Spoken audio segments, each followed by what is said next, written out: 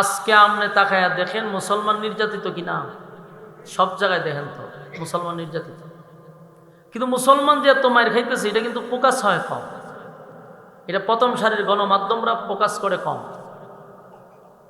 কিন্তু বিধর্মীরা যদি একটু আঘাত পায় এটারে খুব প্রচার প্রসার করে।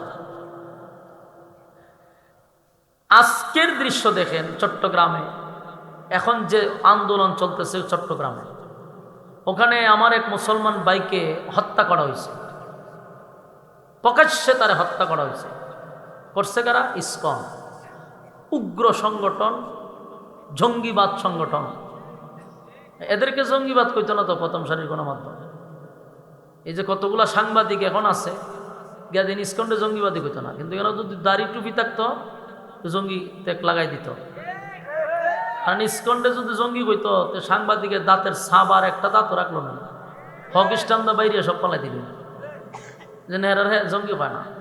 একটা মানুষটা প্রকাশ্যে খুন করছে, আজকে আইনজীবীরা খুন করছে। ডিবিসি নিউজে এটারে কি সুন্দর করে সাজাইছে, হয় আক্রমণ করতে গিয়ে একজন মারা গেছে, সংঘর্ষের মধ্যে একজন মারা গেছে। দেখি একজন মারা গেছে না, পরিকল্পিতভাবে হত্যা করছে, পরিকল্পিতভাবে হত্যা করছে।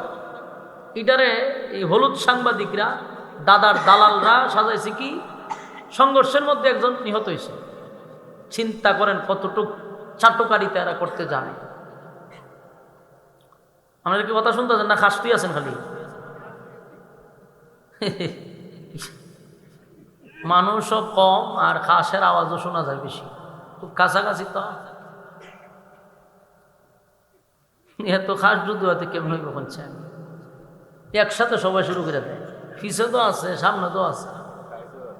হ্যাঁ, তখন আপনারা হুক্কুর হুক্কুর শুনুন না ওয়াজ করুন না। এখন বলছি একটু বাড়াই করতেছে হুজুর, যখন কয়তে একটু করি, এগুলো মনোযোগ নষ্ট হয়।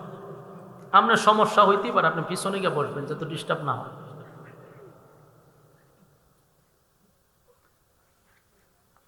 তো প্রথম সারির গণমাধ্যমগুলা প্রচার করছে ভিন্নভাবে। এই 16টা বছর আমরা নির্যাতিত, নিপীড়িত, হাজারো আলেমরা নির্যাতিত। এখন যে ঘটনাগুলি ঘটাইতেছে এগুলা কি মনে করেন এমনি এমনি করতেছে না পরিকল্পিতভাবে?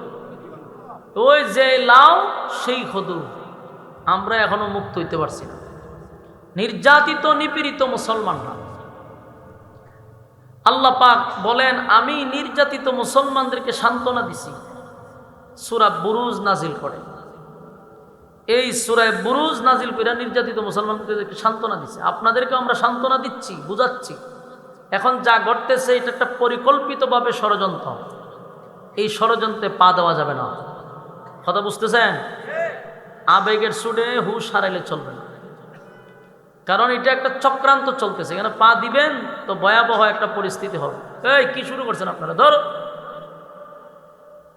আপনারা এত সমস্যা হলে পিছনে যান, এখান থেকে সিলেতেছেন, এখান থেকে সিলেতেন, কি শুরু করছেন? মহা সমস্যা করছি আপনারা। এক দুইজনে কারে অনেক ইচ্ছা করে তো সবাই তো দীপাও শুরু করেন সামন্তে পিছন থেকে, মনোযোগটা তাকেনি কথা।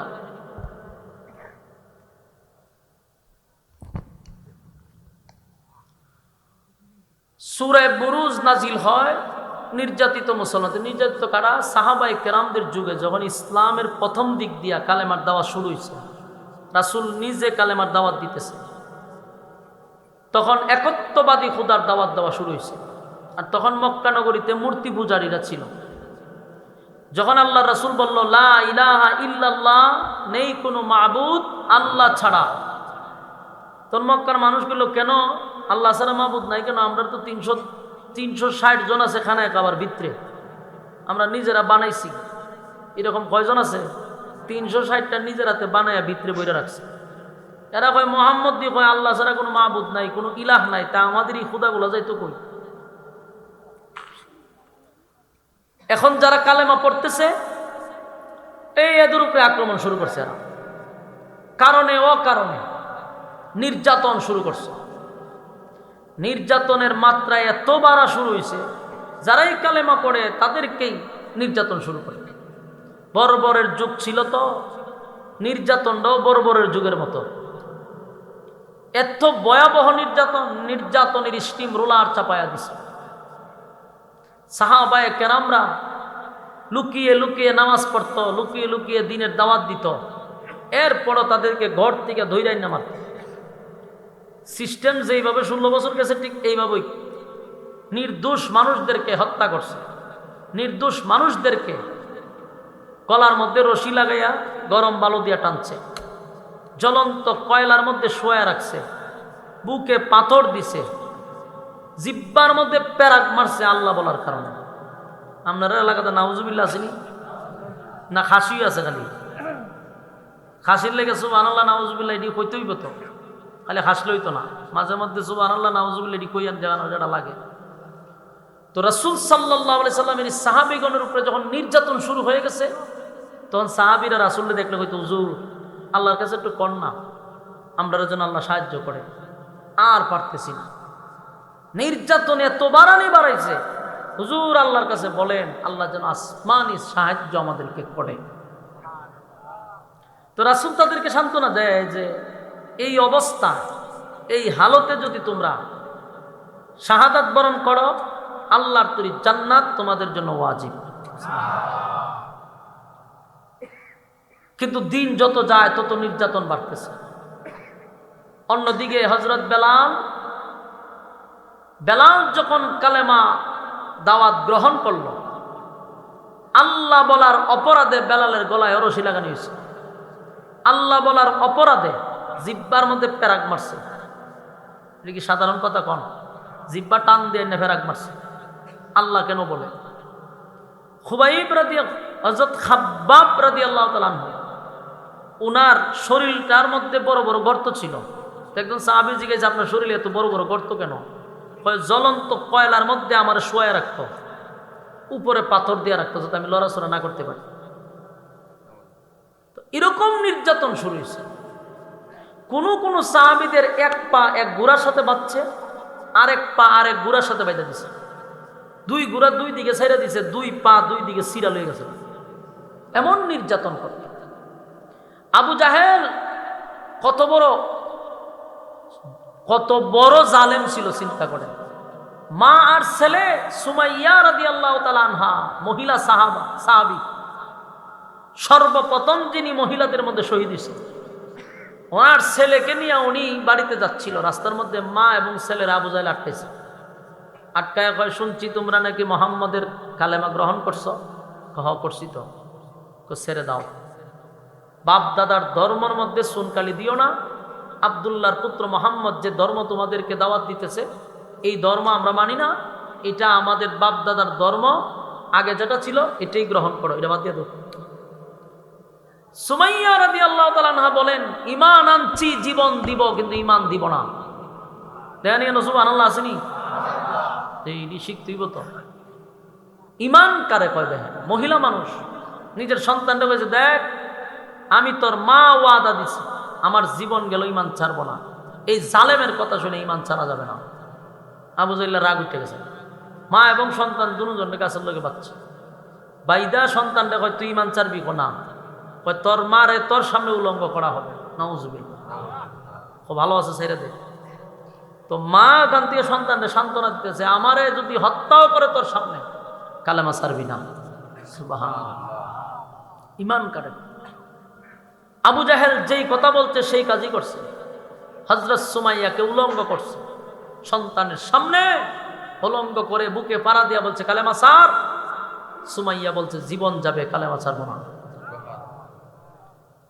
বারবার বলার পরেও যখন ছাড়ে নাই, তখন এই আবু জাহেলের হাতে বর্ষা ছিল, এই বর্ষা লজ্জাস্থানের মধ্যে মারছে, জাগাত শাহাদাত বরণ করছে সুমাইয়া রাদিয়াল্লাহু তাআলা আনহা। তো ঈমান দিছে না। আমরার ঈমান ঠিক বনি? আমরার ঈমান টিকে না, ফার্স্ট টেকার সার কাছে মারা তো দূরের কথা। ওই দেন না কদিন আগে দিছি, বাস বইরা বইরা ডাহাল হয়ে গেছে, 1000 টাকা করে দিন গেছে গা। আর ফার্স্ট টেকার সার কাছে যেখানে ঈমান বিক্রি হয়, কি 1000 লাগে ঈমান যাইতে? নির্বাচনের সময় দেখছেন না, লাঙ্গলে গিয়া শাস্ত্রলে গিয়া কয় বুট কারে দিবি, সিদ্ধান্ত আছে অনেক কারে দি কইতারি না, হতে আরে চা খাওয়া।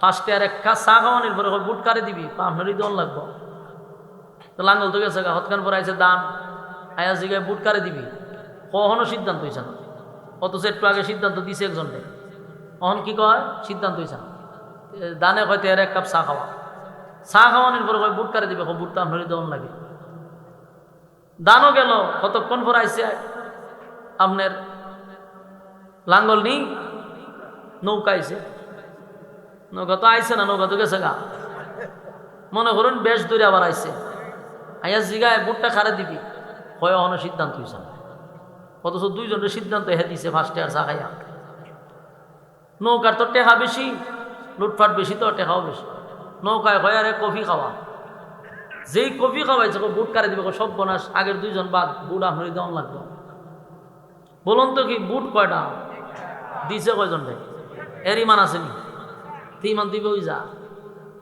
ইলেকশনে না দেখবেন শাসটলগুলা পুরা জমজমাট থাকে সারাদিন কেন বসে থাকে ওই চা খাইবার লেগে আর ইমান বিক্রি করে বইবে তা আমাদের ইমান এত দুর্বল তো সুমাইয়া রাদিয়াল্লাহু তাআলা আনহা বলেন বর্ষার কাছে যখন ওনাকে হত্যা করার আগেও বলছে ইমান দিব না শাহাদাত বরণ করছে ইমান দিছে না সুবহানাল্লাহ এরকম যখন নির্যাতন শুরুই হইল এক পর্যায়ে সাহাবীরা বলতেছে হুজুর আল্লাহর কাছে বলেন আমরা সাহায্য করব ওই আল্লাহ তখন এই সমস্ত নির্যাতিত মুসলমানদেরকে সান্ত্বনা দেওয়ার জন্য সূরা বুরুজ নাজিল করে সুবহানাল্লাহ জানি তো সূরা বুরুজ নাজিল করে কসম করছে 4টা জোরে এখন কয়টা এই সূরার শুরুতে কসম আছে 4টা বুরুজ নাজিল করে আল্লাহ কসম করছে 4টা কসম করে আল্লাহ যে কথাগুলি বলছে আমরা একটু মনোযোগ দিয়ে শুনি আল্লাহ বলেন ওয়াস-সামাঈ যাতিল বুরুজ ওয়াল ইয়াউমিল মাওউদ ওয়া শাহিদ মাশহুদ আল্লাহ বলেন ওয়াস-সামাঈ যাতিল বুরুজ কসম নক্ষত্রের কসম ওই যে তারকা দেখি এই তারকার কসম করছে আল্লাহ ওয়াস-সামাঈ যাতিল বুরুজ কসম তারকার কসম নক্ষত্রের কসম করল ওয়াল ইয়াউমিল মাওউদ সেই দিনের কসম যেদিন আমি তোমাদের সামনে বিচারক হব মালিক ইয়াউমিদ্দিন যেদিন আমি পরকালের বিচারক হব সেই দিনের কসম হইল কয়টা দুইটা হয়েছে নক্ষত্র তারকাতে একটাও ইতিনিও আজুনে ওয়াস-সামাঈ যাতিল বুরুজ বলতে তারকার কসম ওয়াল ইয়াউমিল মাওউদ তার মানে পরকালের কসম যেদিন আল্লাহ বিচারক হবে সেই দিনের কসম ওয়া শাহিদি ওয়া মাশহুদ এখানে দুইটা কসম ওয়া শাহিদি ওয়া মাশহুদ এই আয়াতে দুইটা কসম তাফসীর কারকরা বলেন ওয়া শাহিদ ওয়া মাশহুদ আল্লাহ বলেন ইয়াউমুল জুমআ জুমার দিনের কসম ইয়াউমুল আরাফা আরাফার কসম আল্লাহ বলেন যে দিনটা তোমাদের কাছে ঘুরে ঘুরে বারবার আসে সেই দিনের কসম করলাম ওয়া শাহিদি ওয়া মাশহুদ আরাফার দিনটাও বছরে ঘুরে ঘুরে আমাদের সামনে আসে জুমার দিন ঘুরে ঘুরে আমাদের সামনে আসে তাই আল্লাহ বলেন ওয়া শাহিদি ওয়া মাশহুদ আল্লাহ রাব্বুল আলামিন বলেন ওয়া শাহিদি ওয়া মাশহুদ দুইটা কসম শুরুতেই বলেন ওয়াস-সামাঈ যাতিল বুরুজ নক্ষত্রের কসম ওয়াল ইয়াউমিল মাওউদ পরকালের কসম ওয়া শাহিদি ওয়া মাশহুদ জুমার দিনের কসম ইয়াউমুল আরাফার কসম তাহলে কসম হইল কয়টা 4টা এই 4টা কসম করে আল্লাহ বলেন কুতিলা আসহাবুল উখদুদ খুব মনোযোগ দিয়ে শুনে 4 কসম করে আল্লাহ বলেন কুতিলা আসহাবুল উখদুদ কসম তো করলো 4টা, এরপরে যে কথাটা বলছে 4টা কসম করে যেই কথাটা বলে এটা রইল দাম। কথা ঠিক নেই, কসম করছে যেই কথাটা বলার জন্য। তো 4টা কসম কেড়ে বলে কুতিলা আসহাবুল উখদুদ, গর্ত খননকারীর উপরে আমি আল্লাহর অভিশাপ, জালেমদের প্রতি আমি মালিকের অভিশাপ। কসম করছে কয়টা? 4 কসম কেড়ে বলে জালেমদের প্রতি আমি আল্লাহর অভিশাপ। তার মানে আল্লাহ বলেন গর্ত খননকারীর উপরে আমি আল্লাহর অভিশাপ। এরপরে বলেন আন্নারি যাতিল ওয়াকুদ, যে গর্তে দাউ দাউ করে আগুন জ্বলছিল। প্রতিটা কথা কিন্তু আপনি ইয়াদ রাখবেন, আমি কিন্তু এখন খালি সরল তর্জমাগুলা করতেছি, বিস্তারিত ব্যাখ্যায় পরে আসবো। আমি এখান থেকে আপনার মাথায় রাখতে হবে প্রতিটা কথা। একটা কথা বলছি, কুতিলা আসহাবুল উখদুদ, গর্ত খননকারীর উপরে আল্লাহর অভিশাপ। তাহলে গর্ত একজনে খনন করছে, এই গর্তওয়ালার কথা কিন্তু আসবে, আপনি ইয়াদ রাখেন। আন্নারি যাতিল ওয়াকুদ, যেই গর্তে দাউ দাউ করে আগুন জ্বলছিল, তার মানে আগুনও জ্বলছে, এই কথাটা ইয়াদ রাখবেন। ইযহুম আলাইহা কুউদ, যখন তারা সেই গর্তের কিনারায় বসেছিল, তার মানে একটা দল গর্তের কিনারায় বসা ছিল। এই কথাগুলি আপনার স্মরণ রাখতে হবে। ওয়াহুম আলা মা ইয়াফআলুনা বিল মুমিনিনা শুহুদ, ঈমানদারের সাথে যা কিছু ঘটেছে তারা সব দেখেছে। মানে ঈমানদারের সাথে নিশ্চয়ই কোনো একটা ঘটনা ঘটছে, তারা সব দেখছে। তারা কারা? যারা গর্তের কিনারে বসা ছিল। এরপর আল্লাহ বলেন ওয়ামা নাকামু মিনহুম ইল্লা আইয়ুমিনু বিল্লাহিল আজিজিল হামিদ, ঈমানদারের সাথে তাদের কোনো শত্রুতা ছিল না, তাদের সঙ্গে কোনো সম্পত্তি নিয়ে বাগাবাগি ছিল না, কোনো ঝগড়া ছিল না। ঈমানদারের সাথে তাদের কি এমন আচরণ ছিল? বলে একটাই অপরাধ ছিল, তারা এক আল্লাহর উপরে ঈমান আনছে। কার উপরে? এক আল্লাহর উপরে ঈমান আনার কারণে, ঈমান আনার কারণে তাদের উপরে নির্যাতন। আল্লাযী লাহু মুলকুস সামাওয়াতি ওয়াল আরদ ওয়াল্লাহু আলা কুল্লি শাইইন শাহীদ, যিনি আকাশ ও পৃথিবীর রাজত্বের অধিকারী সেই আল্লাহ কিন্তু সব কিছু দেখেছে। বলুন, যা ঘটে তা আল্লাহ দেখেনি?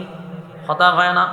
আল্লাযী লাহু মুলকুস সামাওয়াতি ওয়াল আরদ ওয়াল্লাহু আলা কুল্লি শাইইন শাহীদ, আল্লাহ কয় আমি সব দেখছি, আমি সব দেখেছি।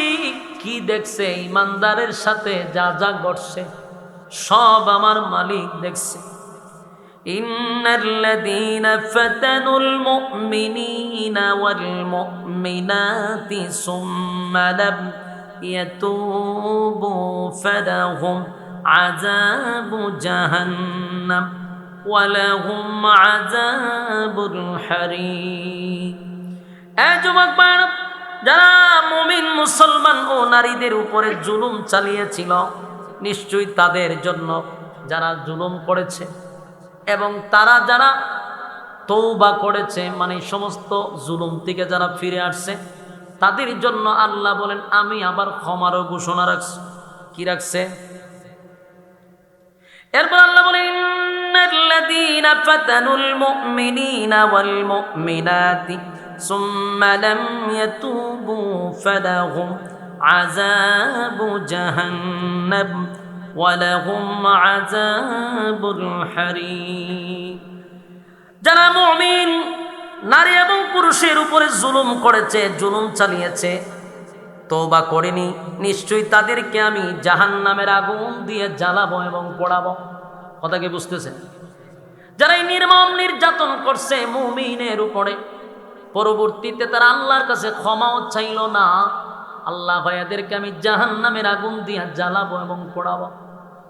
তাহলে আমরা এতক্ষণ যে কথাগুলি শুনলাম, সরল তর্জমা, শুরুতে এই সূরার শুরুতে কসম করছে কয়টা? ইয়াদ রাখতে। কসম করলো চারটা, ওয়াসসামাই যাতিল বুরুজ, নক্ষত্রের কসম, ওয়াল ইয়াউমিল মাউউদ, পরকালের কসম, যেদিন বিচার হবে সেই দিনের কসম, ওয়াশাহিদিন ওয়া মাশহুদ, আমি আল্লাহ জুমার দিনের কসম করলাম, ইয়াউমুল আরাফার কসম করলাম। কুতিলা আসহাবুল উখদুদ, গর্ত খননকারীর উপরে আমি আল্লাহর অভিশাপ। গর্ত খনন কারা করল? ওই জালেমদের প্রতি আমি আল্লাহর অভিশাপ। এবার আসুন, গর্ত খননকারী কে তারে আমরা একটু বাইর করা দরকার, ঠিক নেই? সে গর্তটা খনন করলো, যারে নিয়ে আমার আল্লাহ একটা দুইটা নয় গো, চারটা কসম করলো। যেই লোকটা গর্ত খনন করছে, যেই লোকটা জালেম, এই লোকটার ব্যাপারে চারটা কসম করে আল্লাহ বলেন, আমি আল্লাহ তাদেরকে ধ্বংস করে দিব। জালেমদের প্রতি আমি আল্লাহর অভিশাপ। যুগে যুগে যারা মানুষের উপরে জুলুম করছে, মানুষের উপরে জুলুম করছে, যারা মানুষের অধিকার কেড়ে নিছে, মানুষের বাক শক্তি কেড়ে নিছে, আল্লাহ বলেন তাদের উপরে আমি আল্লাহর অভিশাপ। যুবক ভাইরা আমার, এবার শুন, আল্লাহ বলেন চারটা কসম করলাম গর্ত খননকারীদেরকে নিয়ে। এবার শুন, গর্ত খননটা করলো কে? রাসূল আরবি সাল্লাল্লাহু আলাইহি ওয়াসাল্লাম দুনিয়াতে আসার প্রায় ৮০-৯০ বছর আগের ঘটনা। এই ঘটনা পুরাটাই কোরআনের ভিতর আল্লাহ ঢুকায়া দিছে। খুব মনোযোগ দিয়ে শোনেন, একটা কথাও কোরআনের বাহিরে নয়, সবগুলা কথা হবে কোরআন থেকে। আপনারা কি বিরক্ত লাগতেছে? আপনারা লক্ষণে বোঝা যায় কি ওয়াজ মাহফিলে বইছি না কোনো মেলাত বইছি?